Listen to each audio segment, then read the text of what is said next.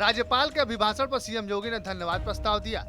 इस दौरान उन्होंने प्रदेश में हो रही भर्तियों को लेकर कहा कि 2017 के बाद किसी भर्ती में धांधली नहीं हुई है। इसके अलावा यूपी पुलिस की भर्ती में भी किसी तरह का घोटाला नहीं हुआ है। वहीं विपक्ष पर निशाना साधते हुए कहा कि पहले भर्तियों में वसूली होती थी, लेकिन अब कोई वसूली नहीं होती। 2016-17 तक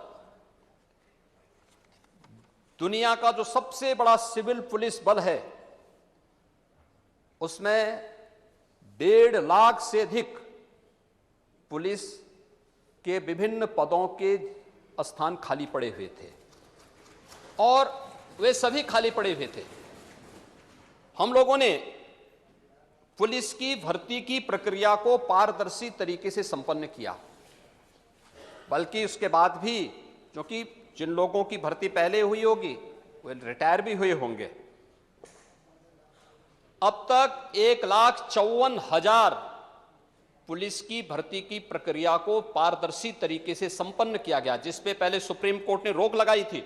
उत्तर प्रदेश में 2017 से लेकर के जब भारतीय जनता पार्टी नेतृत्व की सरकार आई, तो उस प्रक्रिया को हम लोगों ने शांतिपूर्ण तरीके से, पूरी स्वच्छता और पारदर्शी तरीके से संपन्न किया। 1,54,000 से अधिक पुलिस की भर्ती को संपन्न भी किया और भर्ती को संपन्न करने के बाद वहां पर ट्रेनिंग की क्षमता को हम लोगों ने तिगुनी किया है। मुख्यमंत्री योगी आदित्यनाथ आज विधानसभा में सालाना अंदाज में नजर आए। विपक्ष पर निशाना साधते हुए उन्होंने कहा कि नजर नहीं है, नजारों की बात करते हैं, जमी पर चांद सितारों की बात करते हैं, हाथ जोड़कर बस्ती को लूटने वाले सभी में सुधारों की बात करते हैं। मुझे नेता प्रतिपक्ष की कुछ बातों को लेकर के बहुत आश्चर्य हो रहा था और ऐसा लगता था कि एक होता है कि व्यक्ति चुनावी सभाओं में बात करता है, वहां पर वह अपनी अपनी मीठी मीठी बातों को बोलता है,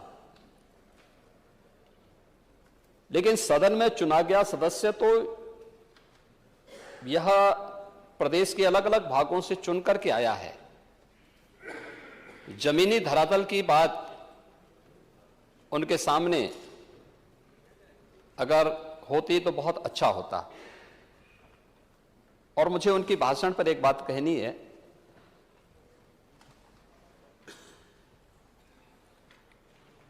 कि नजर नहीं है, नजारों की बात करते हैं, जमी पे चांद सितारों की बात करते हैं।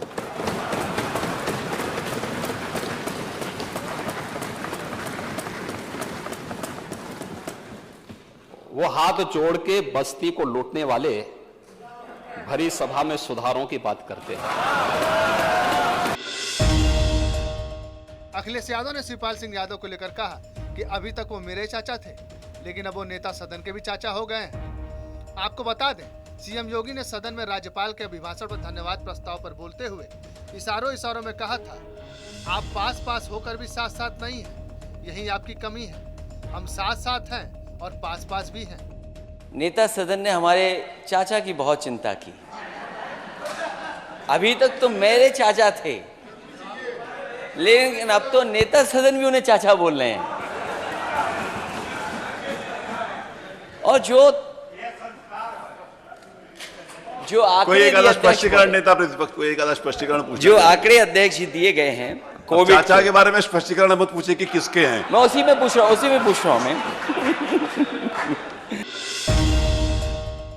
ज्ञानवापी मामले में कोर्ट ने बड़ा फैसला सुनाया, जिसमें बताया कि 30 मई को दोनों पक्षों को वीडियोग्राफी की रिकॉर्डिंग सौंप दी जाएगी। आपको बता दें, वाराणसी जिला कोर्ट ने यह आदेश दिया है।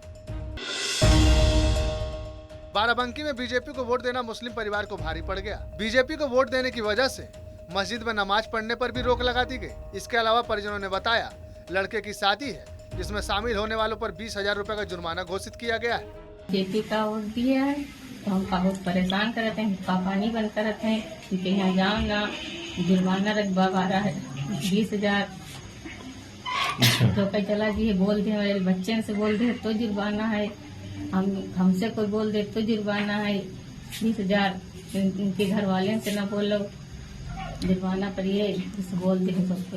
कहीं उनके यहाँ दिए खाना पकावे तो हम 20,000 रुपया ले जुर्माना रखा रुपया लेवा। अब उन्नाव में अवैध अतिक्रमण पर बुलडोजर चलाया गया। एसडीएम के नेतृत्व में अतिक्रमण पर पूरी कार्रवाई हुई। वहीं बुलडोजर चलता देख मौके पर मौजूद लोग खुद अतिक्रमण हटाते दिखे। ये कार्रवाई नगर पंचायत पूर्वा के सड़क किनारे पर की गई। एसपी नेता आजम खान को सुप्रीम कोर्ट से बड़ी राहत मिली। आजम खान की बनाई जौहर यूनिवर्सिटी पर कोई बड़ी कार्रवाई नहीं होगी। बीते दिनों यूनिवर्सिटी कॉम्प्लेक्स पर कार्रवाई होनी थी, लेकिन अब 3.8 हेक्टेयर जमीन को डीएम के हवाले करने की शर्त पर रोक लगा दी गई है। उत्तराखंड में यूनिफॉर्म सिविल कोड लागू करने के लिए कमेटी का गठन हो गया है। इस कमेटी में 5 सदस्य शामिल हैं, जिसमें कमेटी की चेयरमैन हाई कोर्ट की पूर्व जज रंजना देसाई समेत पूर्व मुख्य सचिव सतवंत सिंह और दिल्ली हाई कोर्ट के पूर्व जज Pramod Kohli, tax payer association के अध्यक्ष मनु गौड़ इस कमेटी के सदस्य बनाए गए हैं। इस मामले में उत्तराखंड के मुख्यमंत्री पुष्कर सिंह धामी ने कहा कि चुनाव से पहले संकल्प लिया था और सरकार बनने के बाद ये फैसला भी ले लिया कि समान नागरिक संहिता का कानून लागू करेंगे। रंजना देसाई के अध्यक्षता में एक 5 सदस्यीय कमेटी हमने गठित कर दी है और हमारे नेता, हमारे देश के प्रधानमंत्री मोदी जी इस प्रकार की उनकी कार्य व्यवहार है, किस प्रकार की कार्य संस्कृति है, हम जो कहते हैं वो करते हैं। और हमने पहले ही कहा था कि हम इस पर, हमारी सरकार ने निर्णय ले लिया है। चुनाव से पहले हमने संकल्प लिया था।